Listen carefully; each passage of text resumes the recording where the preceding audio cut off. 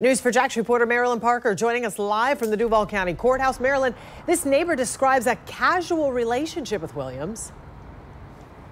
That's right. He says he saw Brianna Williams come home from work just about every day. Most of the times, Brianna would have her daughter Taylor with her, but he says all of that changed around the middle of May in 2019.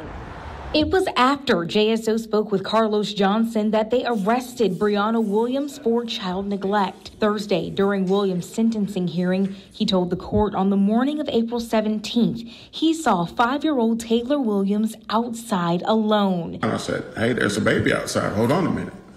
And so I put the phone down and went downstairs and I said, Taylor, what are you doing out here? She said, I'm looking for my mama. I looked over, I didn't see her mom's car. I said, look, what you need to do is go back in the house, close the door, and let me hear you lock it. Right? When you saw Taylor, did she have anything with her? Her doll. Her doll? Yeah, the stuffed animal. I'm sorry, go ahead. It was the stuffed animal, yeah.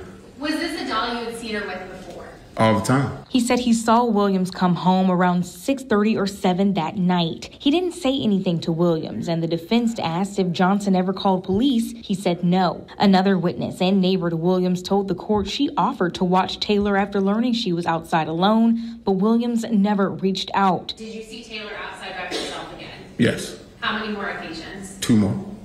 And was this over the course of a couple of weeks? Yes. Every time, did you have that same interaction with Taylor? We did the same thing. It's like a routine kind of thing. You know, she knew what to do when I came down there. I said, hey, you know, you got to go inside. She goes in and locked the door. You know. Was Taylor still hugging that dolly? Yes, all the time. And was she every time saying she was looking for her mom? Right.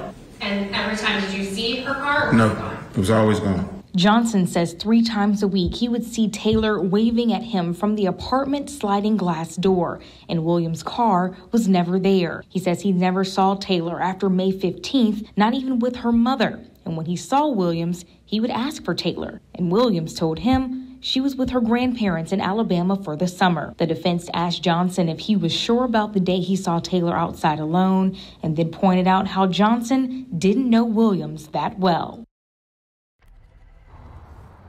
Now, the state also called a forensic investigator. They were looking into Williams' search history on her computer. There, they found multiple articles that talked about violence against children and malnourishment. The defense came back saying that there was no way of knowing if the person actually searched that on their own or if it was a random pop-up.